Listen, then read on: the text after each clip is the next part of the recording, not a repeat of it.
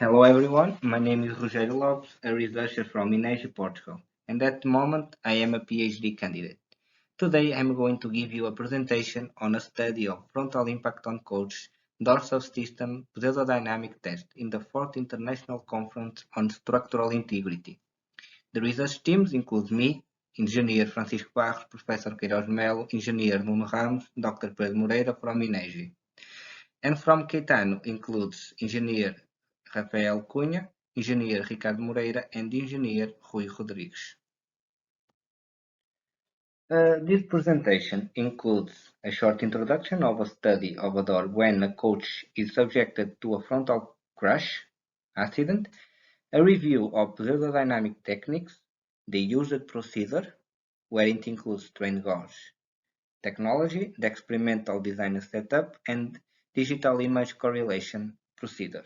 Afterwards, the results include the strain gauge results, DIC results, and the pseudodynamic results from the algorithm.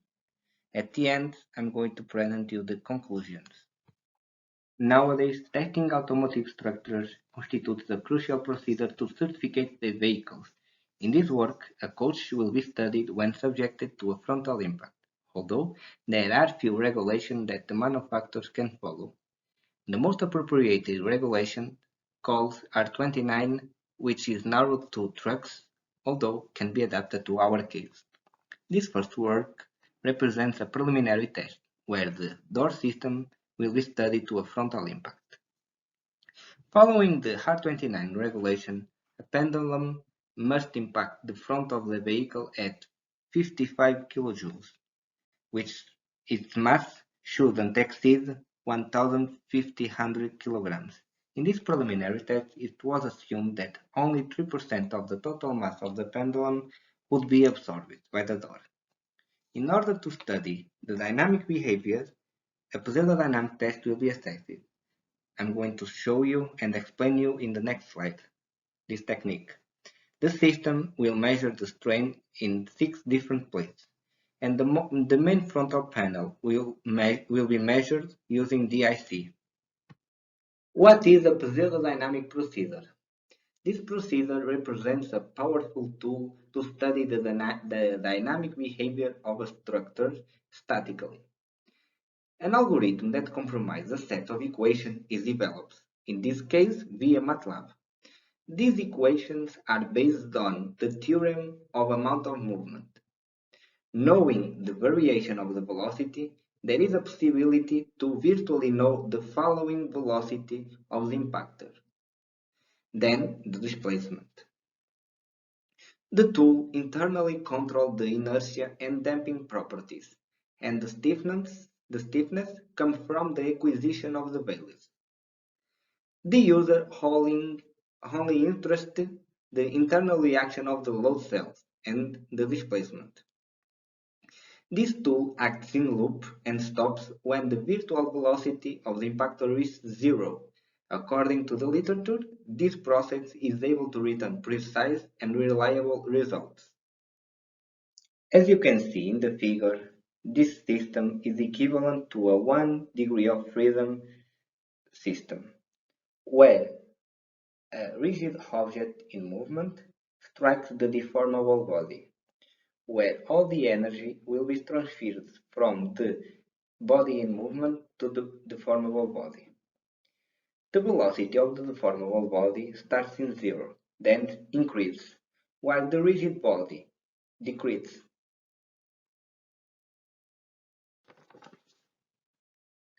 So let's start with the procedure. The door will be instrumented with 6 unidirectional strain gauges that will be placed where the stress is highest. This place comes from the first iterations of the numerical model. The acquisition will be made using a national instrument model at 5 Hz of frequency.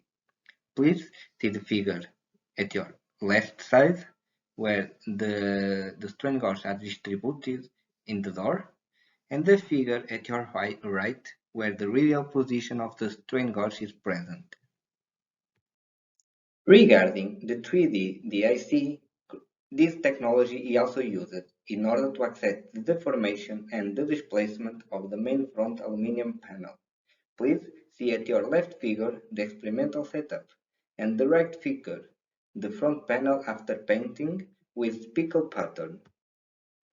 Still in the procedure, an experimental setup was designed in order to fix properly the door similar to the real coach, and the structure is a concentrated mass which acts in a single point.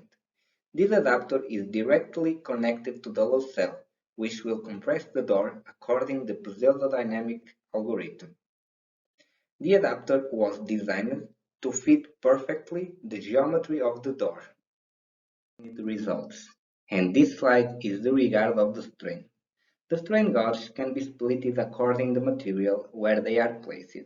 Four of them are placed in the alloy steel S355, which is yield stress is 345 megapascal.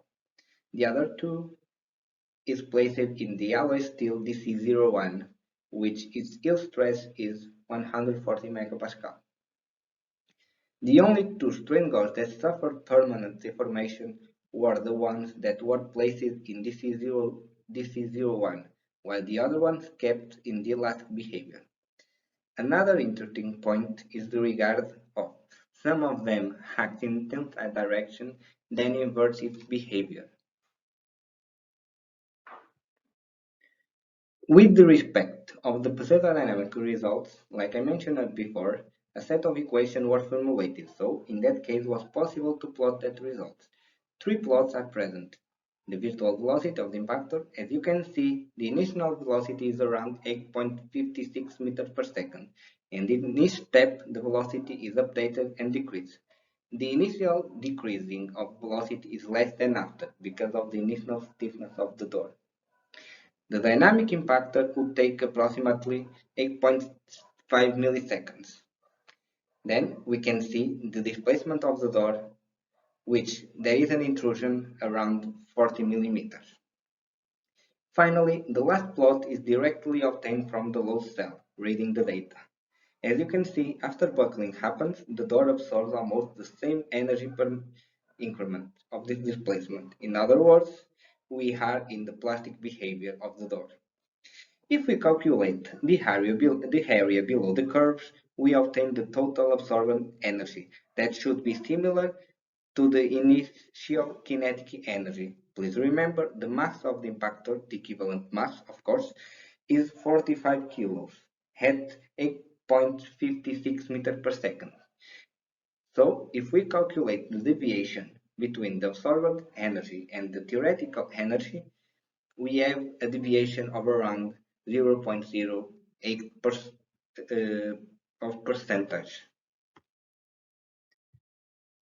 In this slide, you can watch a short video record of the experimental test. The most important thing in this kind of test is the perfect fixation. Three supports was designed to fix the bottom and the lateral, in order to avoid the bending behavior of the load cell shaft. This tends to happen due to the buckling behavior, due to the geometry of the door. A more detailed information can be consulted after in the conference paper. Let's see the video until the end.